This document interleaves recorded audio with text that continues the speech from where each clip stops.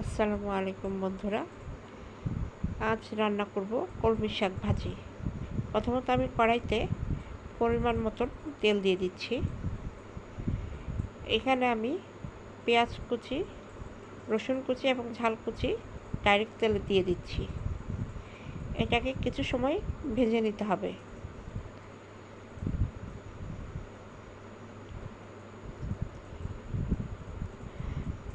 এটা ভাজার সময় চুলার জালটা একটু লো ফ্লেমে দিয়ে রাখবেন যাতে পুড়ে না যায়।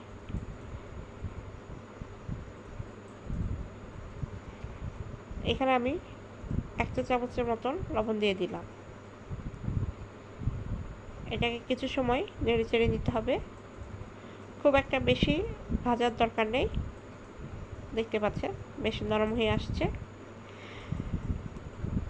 এর মধ্যে আমি শাক দিয়ে দিব। শাক কিন্তু অনেকে আগে সিদ্ধ করে নেন, তারপরে কিন্তু তেলে দেন। এভাবে কিন্তু ডাইরেক্ট তেলে দিয়ে ভেজে খাওয়া যায়। এটা কিন্তু খুব ভালো লাগে।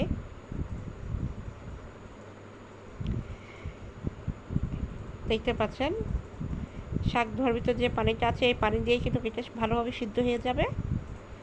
এক্সট্রা করে আপনাকে সিদ্ধ করে পানি ঝরিয়ে কিংবা আলাদা তেলে দিয়ে ঝামেলা করতে হবে না, এভাবে দিয়ে খাওয়া যায়।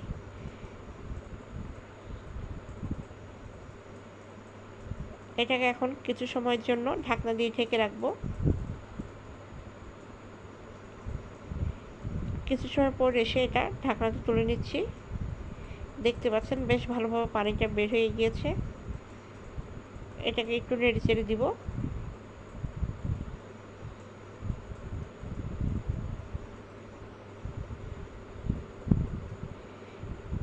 এটাকে আরেকটু সময়ের জন্য ঢাকনা দিয়ে ঢেকে রাখবো। কিছু সময় পর এসে আমি ঢাকনাটা তুলে নিচ্ছি। দেখতে পাচ্ছেন পানিটা কিন্তু একদম শুকিয়ে গিয়েছে এবং শাকটাও ভালোভাবে সিদ্ধ হয়ে গিয়েছে। আমরা কিন্তু অনেক সময় শাক ভাজতে গেলে সিদ্ধ করতে হয়, আবার আলাদাভাবে তেলে দিতে হয়, অনেক ঝামেলা করতে হয়। কিন্তু এভাবে রান্না করলে কিন্তু কোনো ধরনের ঝামেলা ছাড়াই আপনি খুব দ্রুতই রান্না করতে পারবেন। এটা কিন্তু খেতে খুবই দারুণ লাগে। দেখতে পাচ্ছেন পানি কিন্তু বেশ শুকিয়ে গিয়েছে।